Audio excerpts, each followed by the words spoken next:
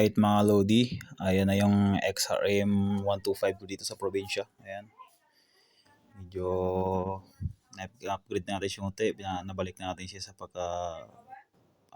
bago yun. Siyempre, di mawala yung sticker ko. Ayan, dinikit ko na yan mga bago yan mga Lodi ah. Ayan, Cowling, Tapolodo, bago. Ayan.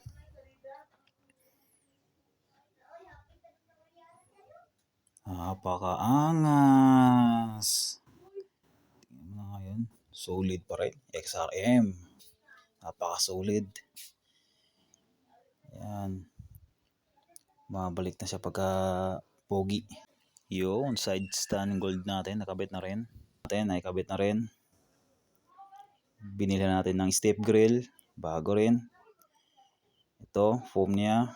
Handle grip, bago. Side mirror, bago. Ayan. Yung bolt niya sa gear, yan, bago rin yan. Yan, nire-repaint natin. Tapos pintaran din pula yung Honda. Yan. Napakaangas! Yan, nire-repaint din natin yan. High temp yan mga Lodi dahil mainit.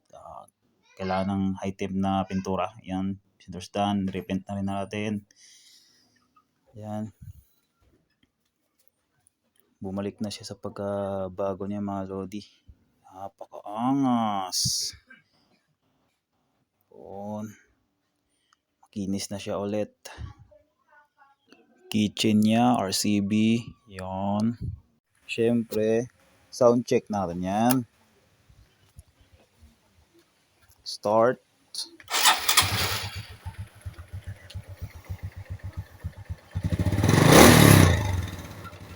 Napakahimik ng makina mga Lodi. Angas. Let's go. Side stand, gold, naikabit na rin. Step grill, bago. Binilhan na rin natin. Yung foam niya, handle grip, side mirror. Ayan, bago na yan mga Lodi. Yung bolt niya sa gear, yan, bago rin yan. Yan, nire-repaint natin. Tapos pintaran din pula yung Honda. Napakaangas! Yan, nire-repaint din natin yan. High temp yan mga Lodi dahil mainit. Kailangan ng high temp na pintura. Yan, center stand, nire-repaint na rin natin. Siyempre, di mawala yung sticker ko. Ayan, dinikit ko na yan mga. Alright mga Lodi, ayan na yung XRM 125 ko dito sa probinsya. Ayan. Medyo na-upgrade natin siya unti, nabalik natin siya sa bago yun. Siyempre, di mawala yung sticker ko. Ayan, dinikit ko na yan mga. Let's go.